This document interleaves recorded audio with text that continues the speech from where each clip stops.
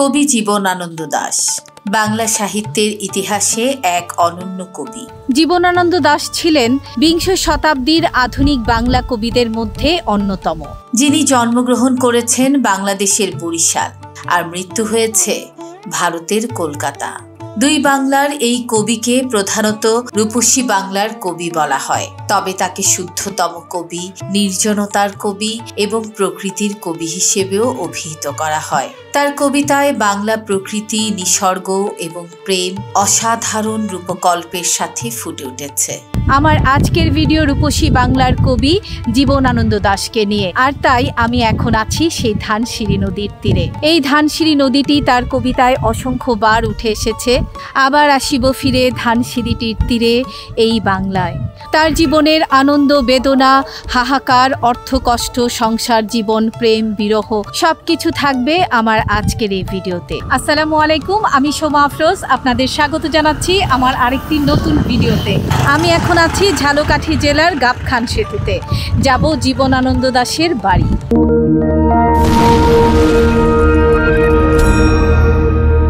কবি জীবনানন্দ দাশের গ্রামের বাড়ি বরিশাল জেলার ঝালকাঠি উপজেলার বামনকাঠি গ্রামে।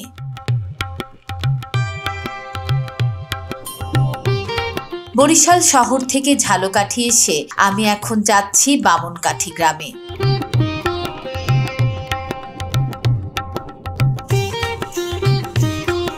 গাবখান সেতুতে এসে কিছুক্ষণ দাঁড়ালাম। এটি কিন্তু নদী নয়, খাল, যা বাংলাদেশের সুয়েজ খাল হিসেবে পরিচিত, যদিও স্থানীয়রা একে গাবখান নদী বলেও ডাকে।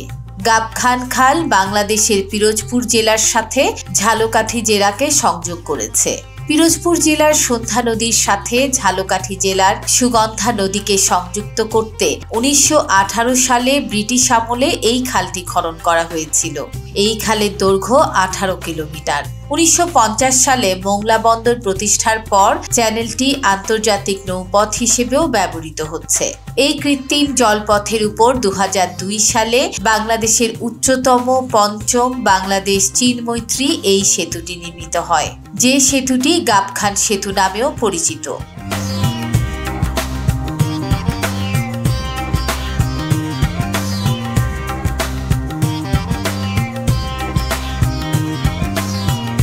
গাবখান সেতু পার হয়ে আরো কিছুক্ষণ গিয়ে আমরা অটো থেকে নেমে হাঁটতে শুরু করলাম।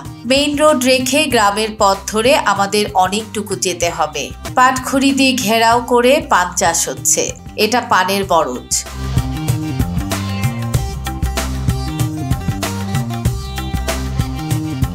গ্রামের ভেতর যত যাচ্ছি রাস্তা খারাপ হচ্ছে।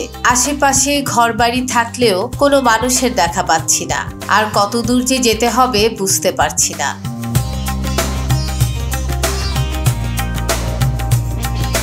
মূল রাস্তা থেকে নেমে গ্রামের পথ ধরে অনেকটুকু হেঁটে এসে এখন আমরা পৌঁছে গেছি জীবনানন্দ দাশের বাড়িতে।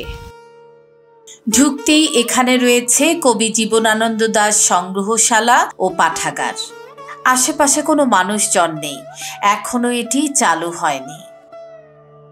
তারপরে একটি ছোট্ট পার্ক, আর পার্কটি পার হয়ে সেই ধানসিঁড়ি নদী।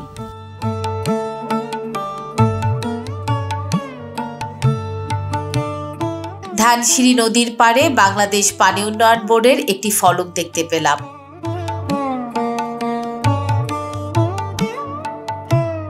ধানসিঁড়ি নদী নিয়ে কল্পনায় যে ছবি এঁকেছিলাম, এখানে এসে তা পুরোপুরি মিলল না। ভেবেছিলাম নদীটি অনেক বড় আর স্বচ্ছ টলটলে পানির হবে, কিন্তু শুধু খালের মতো বয়ে চলেছে কবি জীবনানন্দ দাশের ধানসিঁড়ি নদীটি।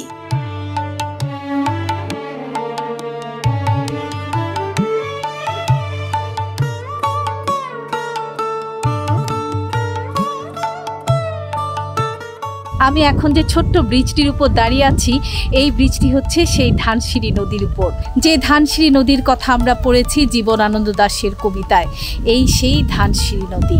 কবি তার আবার আসিব ফিরে কবিতায় ধানসিঁড়ি নদীর কথা এমন ভাবে এনেছেন, শুনলেই মনে হয় জীবনে একবার হলেও দেখে আসবো এই নদীটি। আজ এসেছি এখানে। সময়ের শরীর দিয়ে যদি বয়ে চলা যেত তাহলে হয়তো দেখতে পেতাম কবি নদীর তীরে এখানেই বসে বসে নদীর অপরূপ রূপ দেখছেন শঙ্খচিল, শালিক, ভোরের কাক। জীবনানন্দের মতো আর কোনো কবি এত গভীরভাবে বাংলার প্রকৃতিকে কবিতায় উপস্থাপন করেছে বলে মনে হয় না। 1899 সালের 17 ফেব্রুয়ারি সেদিন জন্মেছিলেন বাংলার আধুনিক কবিদের অন্যতম কবি জীবনানন্দ দাশ। তার মা ছিলেন কুসুম কুমারী দাশ, তিনিও একজন কবি ছিলেন। আমরা হয়তো সেই কবিতা প্রায় সবাই জানি, আমাদের দেশে হবে সেই ছেলে কবে, কথায় না বড় হয়ে কাজে বড় হবে। এই কবিতাটি কুসুম কুমারী দাশেরই রচনা। হয়তো মায়ের কাব্যপ্রীতি অনেকটাই কবি জীবনানন্দ দাশকে প্রভাবিত করেছিল। জীবনানন্দ দাশের বাবা সত্যানন্দ দাশ ছিলেন একজন শিক্ষক এবং সমাজ সংস্কারক। কবির সমসাময়িক সময় তো বটেই, ভবিষ্যতেও প্রকৃতি প্রেমীদের জন্য কবির কবিতা প্রাসঙ্গিক হয়ে আছে। শুধু কি প্রকৃতি, প্রেমকে উপস্থাপন করেছেন কবি একেবারেই অন্যরকম ভাবে। সুরঞ্জনা, ওইখানে যেও নাকো তুমি, বলো নাকো কথা ওই যুবকের সাথে। ফিরে এসো সুরঞ্জনা, নক্ষত্রের রূপালী আগুন ভরা রাতে। ফিরে এসো এই মাঠে ঢেউয়ে, ফিরে এসো হৃদয়ে আমার, দূর থেকে দূরে আরো দূরে। যুবকের সাথে তুমি যেও না গো আর, কি কথা তাহার সাথে, তার সাথে। আকাশলীলা কবিতার এই কটি লাইন যে কোনো প্রেমিক পুরুষের হৃদয়কে আর্দ্র করবে। স্কুলে পড়াশোনায় তিনি ছিলেন মেধাবী, কিন্তু অনেকটাই অন্তর্মুখী স্বভাবের। ব্রজমোহন স্কুল থেকে কলেজ, তারপর কলকাতা বিশ্ববিদ্যালয় থেকে ইংরেজিতে বিএ এবং এমএ পাশ করেন। একজন মেধাবী, নীরব, সংযত ছাত্র। 1922 সালে কলকাতার সিটি কলেজে ইংরেজির শিক্ষক হিসেবে তার কর্মজীবন শুরু হয়। এরপর চাকরি বদলেছেন বহুবার, কখনো কলকাতা, কখনো দিল্লি, কখনো বা বরিশালের বিএম কলেজ। ক্লাসরুমে তিনি ছিলেন কোমল স্বভাবের, ছাত্রদের প্রিয়, কিন্তু প্রশাসনিক কাজে তিনি ততটা মনোযোগী ছিলেন না, আর সে কারণেই বিভিন্ন সময় তাকেই চাকরি হারাতে হয়েছে। 1930 সালে কবি বিয়ে করেন লাবণ্য দাশকে। লাবণ্য দাশও পেশায় একজন শিক্ষক ছিলেন। সংসারে ছিল তার 2 ছেলে মেয়ে, মেয়ে মঞ্জুশ্রী আর ছেলে সমীরান। কিন্তু সেই সংসারও তেমন একটা মধুর ছিল না। অর্থকষ্ট ছিল তার নিত্যসঙ্গী। শিক্ষকতার সামান্য বেতন, অনিয়মিত চাকরি আর লেখা থেকে বলতে গেলে তেমন কিছুই আয় হতো না। তাই কর্মজীবনের পাশাপাশি সংসার জীবনেও তিনি ছিলেন অনেকটাই ব্যর্থ, হতাশ। বহুমাত্রিক কবি জীবনানন্দের বোধের জায়গা অপরিসীম।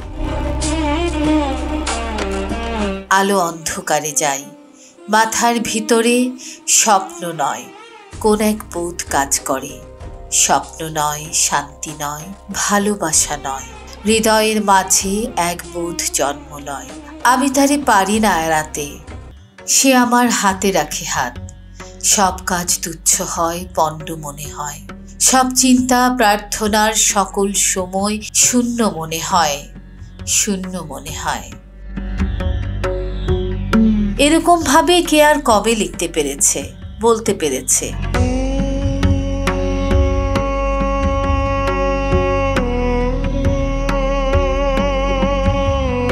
ব্যক্তিত্বে কবি ছিলেন নির্লোভ, লাজুক আর নির্লিপ্ত।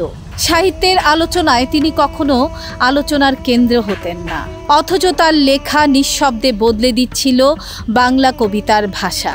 দারিদ্রতা আর অবহেলার মধ্য দিয়ে চলছিল কবির সাহিত্য চর্চা। তার সময় জীবদ্দশায় তিনি সবসময় ছিলেন উপেক্ষিত। সমসাময়িকরা তাকে বলেছেন দুর্বোধ্য। তার কবিতার ভাষা, শব্দচয়ন অনেকেই বুঝতে পারতেন না, তাই তাদের কাছে তা সাহিত্য মনে হতো না। কিন্তু তিনি থামেননি। তিনি লিখেছেন মহাপৃথিবী, 7টি তারার তিমির, যেখানে উঠে এসেছে দ্বিতীয় বিশ্বযুদ্ধের নৃশংসতা, মৃত্যু, ধ্বংস আর অসহায় মানুষের আর্তনাদ। তার দর্শন ছিল কবিতা কখনোই শব্দের বাহুল্য নয়, বরং অব্যক্তর প্রকাশ। তবে কবির প্রকৃত জনপ্রিয়তা আসে কবিতা বনলতা সেন দিয়ে, যেখানে তিনি লিখেছিলেন, 1000 বছর ধরে আমি পথ হাঁটিতেছি পৃথিবীর পথে। সিংহল সমুদ্র থেকে নিশীথের অন্ধকারে মালয় সাগরে অনেক ঘুরেছি আমি। বিম্বিসার অশোকের ধূসর জগতে সেখানে ছিলাম আমি। আরো দূর অন্ধকারে বিদর্ভ নগরে আমি ক্লান্ত প্রাণ এক, চারিদিকে জীবনের সমুদ্র সফেন।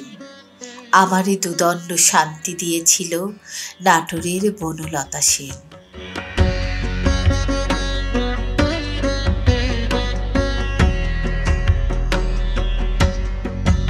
এ যেন জীবনানন্দের নিজেরই অন্তরের যাত্রা। তিনি বিশ্বাস করতেন জীবনের সৌন্দর্য অনেক সময় মৃত্যুর ছায়ার ভেতর থেকেও জন্ম নিতে পারে, আর তাই তার কবিতায় অনেক সময় উঠে এসেছে পরাবাস্তবতা। জীবনানন্দের কবিতায় মৃত্যু প্রায়ই আসে এক শান্ত স্বাভাবিক পরিণতি হয়ে। যেমন রূপসী বাংলা কবিতায় কবি লিখেছেন, আবার আসিব ফিরে এই ধানসিঁড়িটির তীরে। একটি আধুনিক অভিজাত পরিবারে জন্ম কবি জীবনানন্দ দাশের জীবনটা কিন্তু ততটা মসৃণ নয়। তার জীবন ছিল নানা নাটকীয়তায় ভরা। পারিবারিক জীবন, কর্মজীবন, কোথাও তেমন একটা স্থিতি ছিল না তার। এবং মৃত্যু নিয়েও রয়েছে রহস্য। অনেকেই মনে করেন কবি জীবনানন্দ দাশ আত্মহত্যা করেছিলেন, আবার অনেকেই বলে থাকেন যে অন্যমনস্ক হয়ে কলকাতার পথ দিয়ে যখন তিনি হাঁটছিলেন, কখন যে তাকে ট্রাম এসে ধাক্কা দেয় তিনি টেরও পাননি। 8 বছর আগে একদিন কবিতাটি যেন তার নিজেরই মৃত্যুর আগাম প্রতিচ্ছবি। শোনা গেল লাশ কাটা ঘরে নিয়ে গেছে তারে, কাল রাতে ফাল্গুনের রাতের আধারে যখন গিয়েছে ডুবে পঞ্চমীর চাঁদ, মরিবার হলো তার স্বাদ। বধূ শুয়েছিল পাশে, শিশুটিও ছিল, প্রেম ছিল, আশা ছিল, জ্যোৎস্নায় তবু সে দেখিল কোন ভূত। ঘুম কেন ভেঙে গেল তার, অথবা হয়নি ঘুম বহুকাল, লাশ কাটা ঘরে শুয়ে ঘুমায় এবার।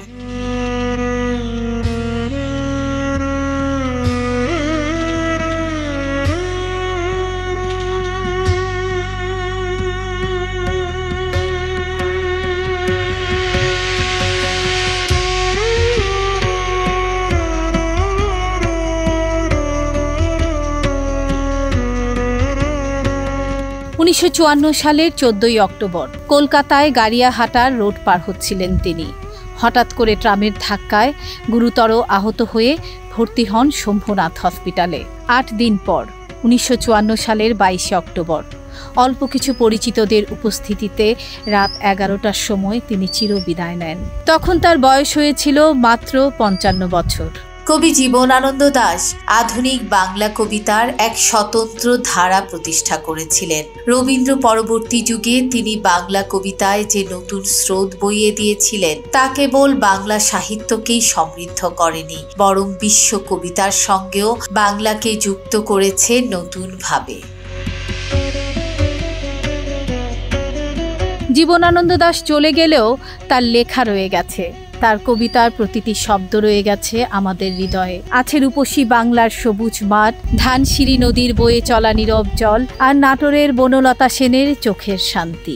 আজ তিনি বাঙালির হৃদয়ে সবচেয়ে প্রিয় কবিদের একজন হয়ে রয়ে গেছেন। তিনি দেখিয়েছেন পৃথিবীর সমস্ত ক্লান্তি শেষে এক ফোঁটা শান্তি পাওয়া যায় হয়তো কেবল একটি মানুষের চোখে। জীবনানন্দ দাশের কবিতা মানে সময়ের বাইরে দাঁড়ানো এক অনুভূতি। আজকে এই ধানসিঁড়ি নদীর পাড়ে এসে কবির সেই রূপসী বাংলা কবিতাটি আবৃত্তি করার লোভ সামলাতে পারছি না। আবার আসিব ফিরে ধানসিঁড়িটির তীরে এই বাংলায়, হয়তো মানুষ নয়, হয়তোবা শঙ্খচিল শালিকের বেশে, হয়তো ভোরের কাক হয়ে কার্তিকের এই নবান্নের দেশে কুয়াশার বুকে ভেসে একদিন আসিবই কাঁঠাল ছায়ায়, হয়তোবা হাঁস হব, কিশোরীর ঘুঙুর রহিবে লাল পায়, সারাদিন কেটে যাবে কলমির গন্ধ ভরা জলে ভেসে ভেসে। আবার আসিব আমি বাংলার মাঠ ক্ষেত নদী ভালোবেসে, জলাঙ্গির ঢেউয়ে ভেজা এই বাংলার সবুজ করুণ ডাঙায়। কবি জীবনানন্দ দাশের জন্মভূমি ঝালকাঠির থেকে আমার আজকের এই ভিডিও এখানেই শেষ করছি। ভিডিওটি ভালো লাগলে লাইক, কমেন্ট, শেয়ার করতে ভুলবেন না। যারা আমার চ্যানেলটি সাবস্ক্রাইব করেছেন তাদেরকে অনেক অনেক ধন্যবাদ, আর যারা এখনও আমার চ্যানেলটি সাবস্ক্রাইব করেননি তাদেরকে অনুরোধ জানাচ্ছি প্লিজ আমার চ্যানেলটি সাবস্ক্রাইব করুন, বেল বাটন প্রেস করে রাখুন যেন নোটিফিকেশান পাওয়ার সাথে সাথে ভিডিও দেখতে পারেন। সবাই ভালো থাকবেন, সুস্থ থাকবেন, খোদা হাফেজ।